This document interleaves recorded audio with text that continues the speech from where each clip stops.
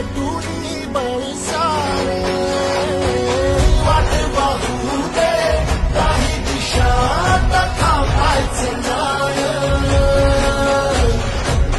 लढत जा थांबायचे नाय. नवीन ट्रॅक आपण तयार केला मोठा त्या साईडला पूर्ण आता 400 मीटरचा पूर्ण ट्रॅक तयार केला आपण. अगोदर हा 350 मीटर होता तो आपण साईडने पूर्ण थोडं एक मोठा विटाचा ढीग होता खूप मोठा मग तो आपण साईडला करून तिथे थोडंसं प्लेन केलं म्हणजे मुलांना पाण्यासाठी थोडंसं सोयीस्कर राहील. तर हा चढाव आहे ना अपडाऊन आपण मुद्दाम ठेवला थोडा अपडाऊन म्हणजे पळण्यासाठी कसं आहे कधी उतार कधी चढाव तर मुलांना एकदम परफेक्टली त्यांचा स्टॅमिना वाढली ती पण ठेवली आपण.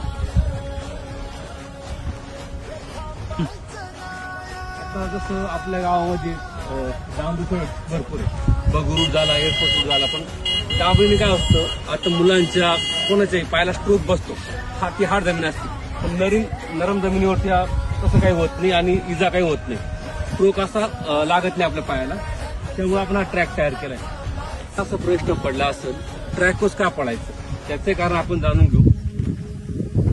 आता आपण बघतो ज्या मुलांकडे ट्रॅक नाही किंवा पळण्यासाठी ग्राउंड नाही ते मुलं बाय रोड पळतात. बाय रोड पळल्याने काय होतं ऍक्सिडेंट होण्याच्या संभावना खूप जास्त असतात तर ती आपल्याला ती घटना टाळायची आहे ती दुर्घटना टाळायची आहे त्यासाठी आपण हा ट्रॅक तयार केलाय. आता आपल्याकडं जसं आपण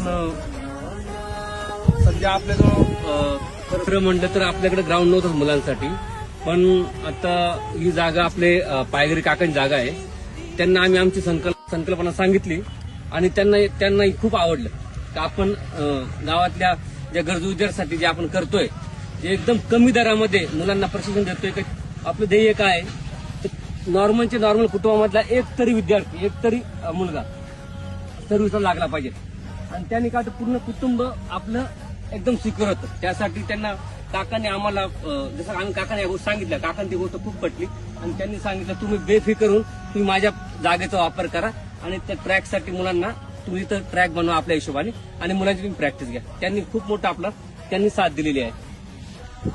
अजून आपलं ट्रॅक बनवायचं अजून एक उद्दिष्ट आहे म्हणजे आपण बघतो पोलीस भरती आर्मी भरती ही मॅच सहसा आपल्या ट्रॅकवरतीच होते आपण त्याला ध्यानात ठेवून आपला हा ट्रॅक तयार केलाय म्हणजे इथे यांनी प्रॅक्टिस केली तर सेम टू सेम ते त्यांना प्रॅक्टिसला काही त्रास होणार नाही हा पूर्ण विचार करून आपण आपला हा ट्रॅक तयार केलाय. आता याच्यामध्ये फायदा काय होईल एक तर आपल्या अकॅडमीत जे मुलं मुली सहभागी होतील त्यांना प्रॅक्टिस तर करता येईल इथं आणि बरंच त्यानंतर गावातले लहान मुलं कुणी वृद्ध वॉकिंग करतील किंवा रनिंग करतील त्यांच्यासाठी सुद्धा एकदम सोयीस्कर असणार आहे.